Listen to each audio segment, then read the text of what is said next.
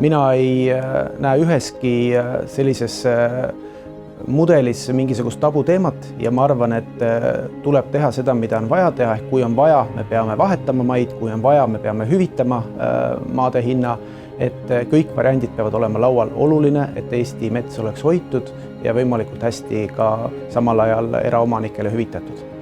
Põhimõtteliselt toetan seda, et piirangute kompenseerimine võib olla kas rahaline või siis asendusmetsa andmine.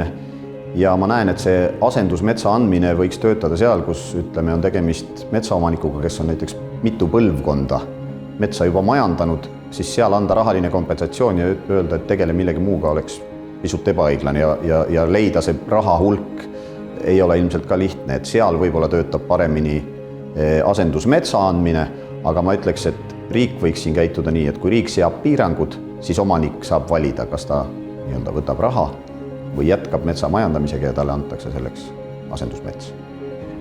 Kahtlemata, minu meelest igasugused avalikes huvides võõrandamised peaksid toimuma ühtedel alustel ja seal ei ole vahet, kas me püüame luua uut kaitsepolügooni, ehitada mingisugust maanteed, raudteed või kaitsta metsa, et need põhimõtted, kuidas riik avalikes huvides maad võõrandab, võiksid olla ühesugused. Kui meil on raha vähem, samal ajal meil on vaja võtta mingeid alasid kaitse alla, siis mina toetan, et tuleb pakkuda siis asendust, ehk et metsaomaniku soov on ju metsa majandada. Ta tingimata ei soovigi olla lihtsalt riigilt toetuse või hüvitise saaja. Et ma arvan, siin tuleb leida lahendus ja kui metsaomanik soovib, et on nõus asendusega looduskaitsemaa eest, tuleb seda pakkuda, metsaomanik saab majandada metsa, riik saab kaitsta üldist huvi, looduskaitset ja seda siis ühiskonna jaoks.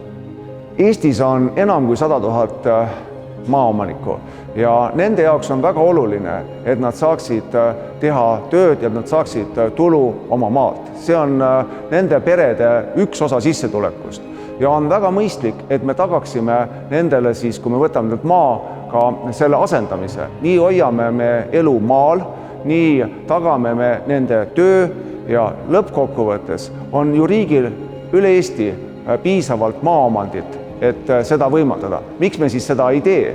Ja viimaseks me ka vähendame selle läbi survet riigieelarvele. Ei, me ei toeta maade asendamist. Kõige läbipaistvam ja arusaadavam mõõtühik on ikkagi raha.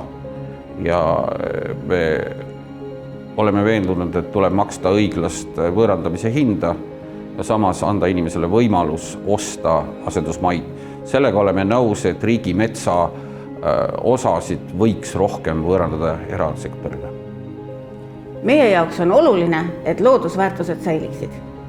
Otsustada tuleb lähtuvalt olukorrast.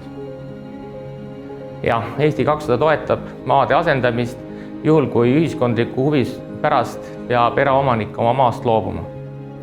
Ja arvame, et ükski eraisik, eraomanik ei pea endast ohvriks tooma selleks, et kaitsta ühiskonna huvisid.